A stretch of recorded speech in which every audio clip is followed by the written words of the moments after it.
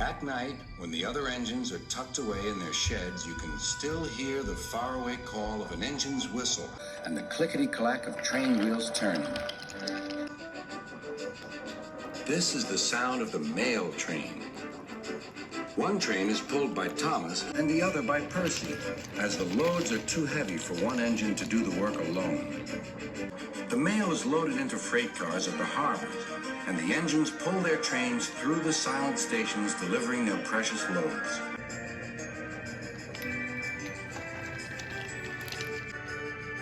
On a clear night, a big shiny moon brightens their journey, but often Thomas and Percy can't even see the stars. But whatever the weather, lamps along the track always light their way. One night, Percy was waiting at the junction. The main line train was late. At last, Henry arrived. "Sorry," he puffed. "The mail boat from the mainland was delayed." "Come on, Percy," said his driver. "Let's make up for lost time." Percy puffed along as quickly as he could, but the sun was already rising as he finished his work. Never mind, thought Percy. It's nice to be up and about when it's the start of a new day and there's no one else around. Percy was not alone for long. "Bother," said Percy. "It's that dizzy thing, Harold." "Good morning, Word Harold. I always said railways were out of date, but you're so slow with the mail. You should give everyone their stamps back." Percy was too tired to explain. "Bird brain," he muttered. "Good morning, Percy," called Duck. "You're up early this morning." "No, you're wrong," sighed Percy.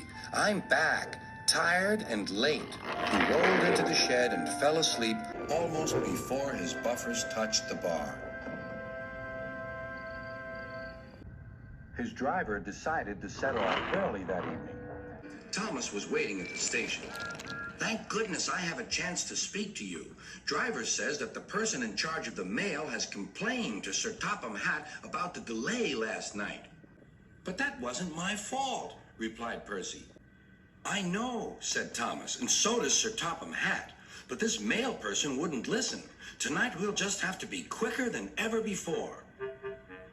The engines were just leaving when they heard a familiar buzzing. "I say, you two, there's news flying about." "Where?" puffed Percy crossly.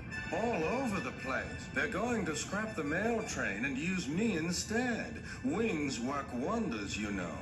Always." "Rubbish," huffed Thomas. That night, everything ran like clockwork. Thomas and Percy steamed through the stations, making good time everywhere they went.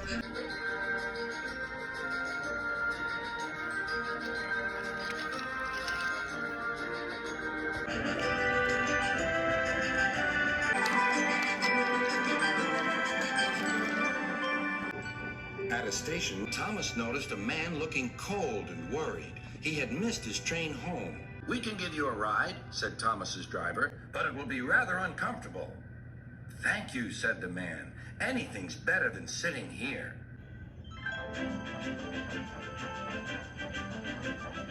The next afternoon, Percy passed the airfield and saw Harold.